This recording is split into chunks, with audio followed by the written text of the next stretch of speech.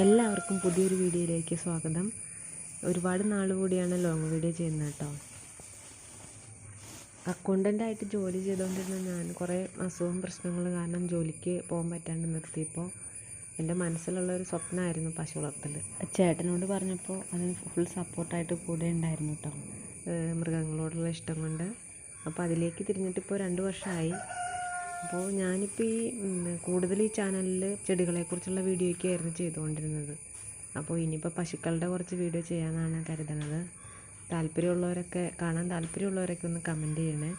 കാരണം ഞാൻ തുടക്കക്കാരി എന്ന നിലയിൽ ഞാൻ ഒരുപാട് പ്രതിസന്ധികൾ തരണം ചെയ്തു, ഇപ്പോഴും അനുഭവിക്കുന്നുണ്ട്. അപ്പോൾ അതൊക്കെ പശു വളർത്താൻ ആഗ്രഹിക്കുന്നവരും ഇനി തുടങ്ങാൻ ആഗ്രഹിക്കുന്നവരും ഇപ്പോൾ തുടങ്ങിയിട്ട് പുതിയതായിട്ടുള്ളവർക്കൊക്കെ ഉപകാരമാവുമെന്നാണ് കരുതുന്നത്. ഒരുപാട് അസുഖങ്ങളും കാര്യങ്ങളും എല്ലാം എങ്ങനെ ഫേസ് ചെയ്തു, അതിൻ്റെ ലക്ഷണങ്ങളെല്ലാം. അപ്പോൾ ഈ വീഡിയോയിൽ അത് ഉൾപ്പെടുത്തുന്നില്ല. ഇതിപ്പോൾ ഞാൻ വെറുതെ ഒരു വീഡിയോ എടുത്തതാണ്. അപ്പോൾ കാര്യങ്ങളെല്ലാം ഇതിലൂടെ ഒന്ന് പറഞ്ഞു എന്ന് മാത്രം.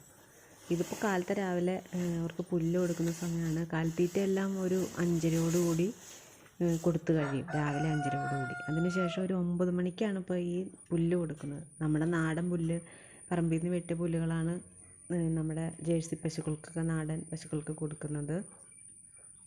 ഹൈബ്രിഡായിട്ട് ഒരാൾ HF ഉണ്ട്, അവൾക്ക് നമ്മൾ തീറ്റപ്പുല്ലാണ് കൂടുതൽ കൊടുക്കുന്നത്.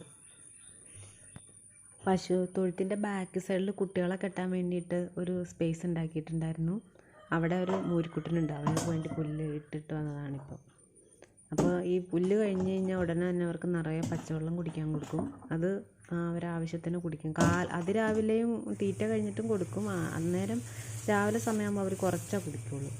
ഈ സമയത്ത് കുറച്ചും കൂടി കൂടുതൽ കുടിക്കും. പിന്നെ ഉച്ചയ്ക്ക്, വൈകിട്ട് അങ്ങനെയാണ് വെള്ളം കൊടുക്കുന്നത്. നമ്മൾ വെള്ളം ഓട്ടോമാറ്റിക് പിടിപ്പിച്ചിട്ടില്ല, അതുകൊണ്ട്. റെഡ് നേപ്പിയർ, സൂപ്പർ നേപ്പിയറൊക്കെ നമ്മൾ വേറൊരു പറമ്പിൽ കുറച്ച് നട്ടിട്ടുണ്ട്.